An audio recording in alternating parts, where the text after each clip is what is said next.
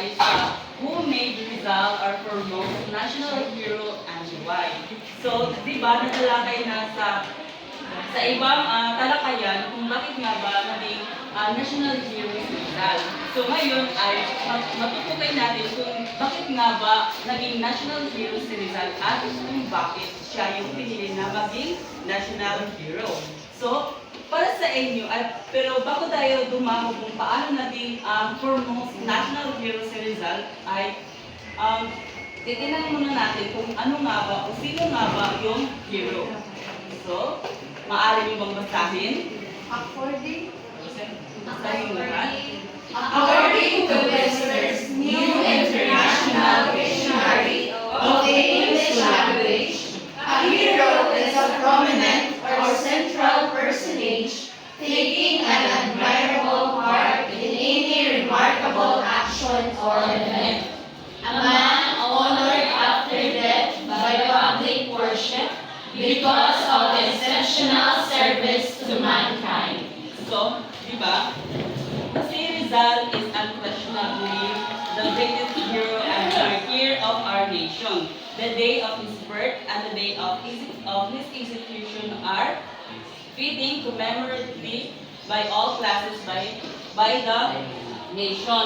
So, di ba, masasabi natin na si Rizal ay matatawag talaga ng hero because according nga sa definition na to, a man honored after death by public worship because of his exceptional service to mankind. So, isasalensay ko sa inyo kung bakit nga ba tinaguri ang the foremost national hero si Rizal. Di ba kung naalala ninyo na nung bata pa lamang ay si Rizal ay meron na talaga siyang pagmamahal sa kanyang sariling bayan. Mas inuunan niya ang kapwa niya, Pilipino, ang kapakanan ng kanyang bansa sa mga kamay ng mga Espanyol. Di ba kung mapapansin ninyo, si Rizal ay nag-aral sa ibang bansa. Pumunta siya sa Berlin, sa iba't ibang dako at iba't ibang parte ng Europa upang mag-aral at doon niya din isinulat ang dalawa niyang nobela, El Filibusteris, ay no limitangere at El Filibusterismo. Sinasabi na si Rizal daw ay isang fit o kumbaga siya yung talagang siya yung dapat na maging foremost national hero because na si Rizal ay isang diba? Kung naalala niyo ba, madaming sinakripisyo si Rizal. Sinakripisyo na yung sarili niyang pag-ibig, yung sinakripisyo na yung kanyang pamilya, at sinakripisyo na yung kanyang pansariling kagustuhan. Kung susumahin natin, maaaring magpahanggang ngayon ay hindi natin makikilala si Rizal kundi sa mga sakripisyong kanyang ginawa. Maaaring si Rizal noon, kung hindi niya inuuna ang kapakanan ng bansa natin at ng kapwa na Pilipino, ay maaaring nasa rehas pa rin tayo at kamay ng mga mapang-abusong mga mananakop tulad na Espanyol. Si Rizal ay sabi pa nga ng mga bigoted Spaniard in Spain and in the Philippines, Rizal was the most intelligent, most courageous, and most dangerous enemy of reactionaries and tyrants. Therefore, he should be shot publicly in order to serve as an example and a warning to those of his kind. Diba kung mapapansin nyo, malaki talaga yung epekto, yung impact ng kanyang dalawang nobela na El Filibusteris ay No Limitangere at El Filibusterismo. Dahil dito ay minulat na ni Rizal ang mata ng ating mga kababayan, pati na rin ang mga mapang-abusong mananakot tulad ng mga Espanyol. Hindi naman sinasabi na dahil sa kanyang mga nobela ay yung pananaw ni Rizal ay tumutilig na siya sa simbahang Katoliko. Kung hindi, sinasalaysay niya lamang kung ano yung tunay na nangyayari sa ating bansa. Tulad na lang ng pang-aabuso ng mga Friday, pang-aabuso ng mga Espanyol sa ating mga kapwa Pilipino na tinatawag nilang Indio. Sinasabi din ng mga Friday na ang mga Pilipino o Indio ay matatamad. Di ba? Kung naaalala nyo, sinabi rin ni Rizal na hindi matatamad ang mga Pilipino kung hindi sila lamang ay unmotivated. Kumbaga, hindi tayo nagiging tamad dahil tamad talaga tayo. Hindi tayo pinanganak na tamad. Sadyang may humahadlang lang sa ating mga kagustuhan na gumawa ng isang bagay. So, diba? Dito naman, according to Ruth Blumentritt in 1897, not only Rizal the most prominent man of his own people, but the greatest man the Malayan race has produced. Diba sinabi ni Ma'am Sarsonas nung nakaraang meeting natin na si Rizal is the greatest Malayan race has produced dahil tayo ay nagmula sa angka ng mga Malayan. So kumbaga, tayo talaga ay may dugong o kumbaga may halo o may halo at saka may pinagmulang mga Muslim. Kaya tayo ay tinawag na Malayan. So kumbaga, ang lahat ng mga tradisyon, paniniwala ay talagang nag-ubat sa mga Muslim. Ngunit yung pagsakop ng mga Espanyol sa atin sa 300 taon ay napalitan na ito. Ang mga paniniwala natin ay unti-unti nang nababago. Ang ating pananaw sa isang bagay ay unti-unti na rin nababago dahil sa pananakop ng mga Espanyol. So, bakit nga ba si Rizal ang tinaguri ang the foremost national hero? Bakit hindi si Andres Bonifacio? Bakit hindi si Emilio Aguinaldo? Meron ba kayong ideya? Kung bakit si Rizal nga ba ang tinaguri ang foremost national hero at bakit hindi si Andres Bonifacio?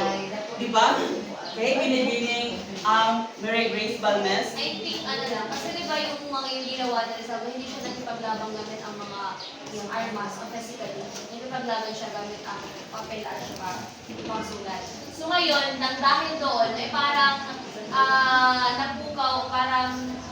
nabuka ang mga kaispan, mga isip ng mga Pilipino. Kumbaga, yun yung nagsindi, kumbaga, na para dito, okay, di ba, si Andres Bonifacio, sila, di ba, bago nila ginawa yun, ay nagawa nila yung dahil din sa nobelang nabasa nila na isinulat ni Dr. Jose. So, kumbaga siya talaga yung punot dulo ng lahat ng ginagawa ng mga tayo, pagkakaisa ng mga tao para sa ating kaliyahan. Okay?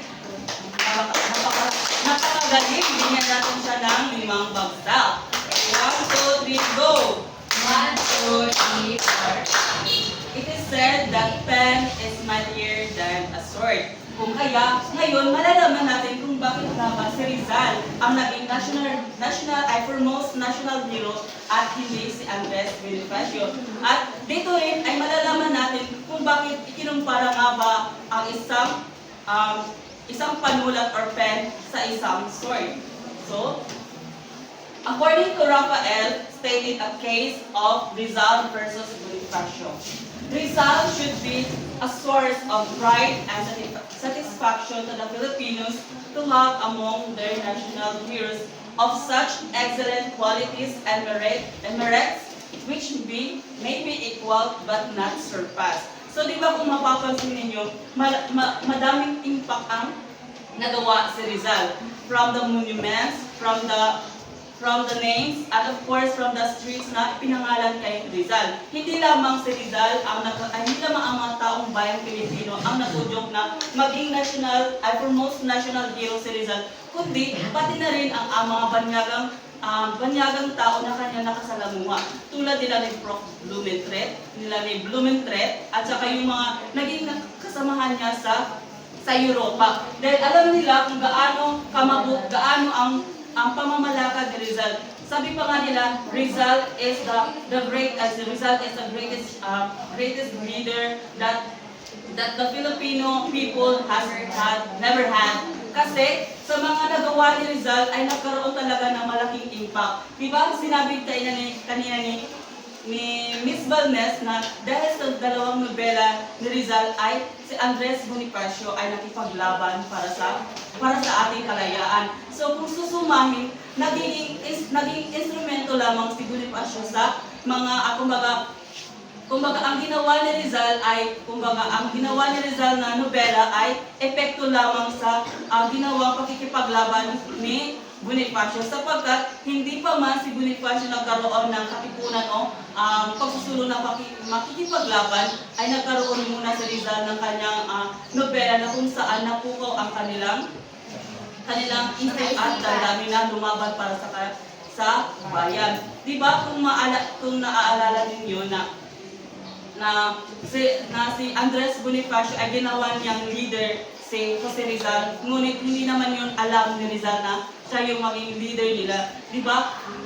Kung naalala nyo yung na-exile si Rizal sa Dapitan, maraming beses na maaari siyang tumakas, pero hindi niya ginayagan o hindi niya ginawa na tumakas kasi meron siyang paniniwala na kumbaga na if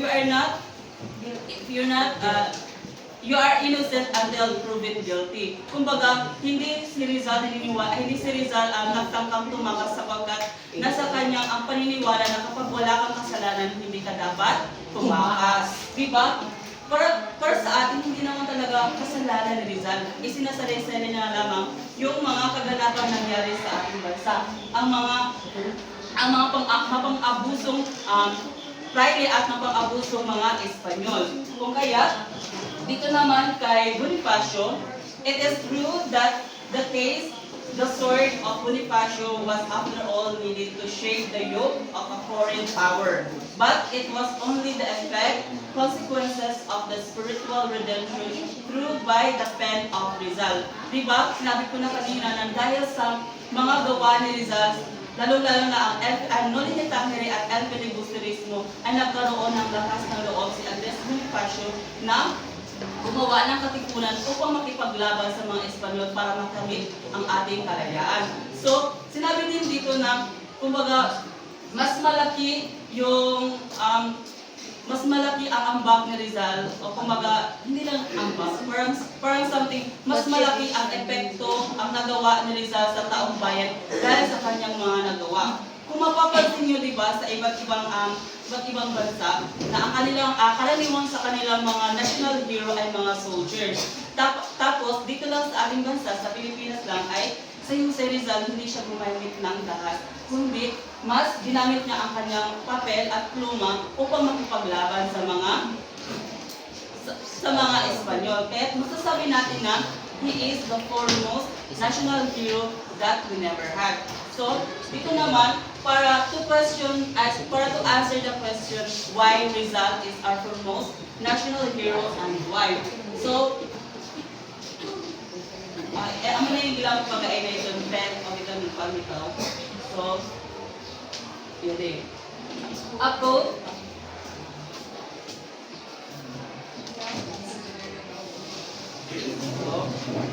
ito na yan, who made Rizal the foremost national hero of the Philippines? So the answer is that no single person or group of persons were responsible for the greatest Malayan, the #1 hero of his people.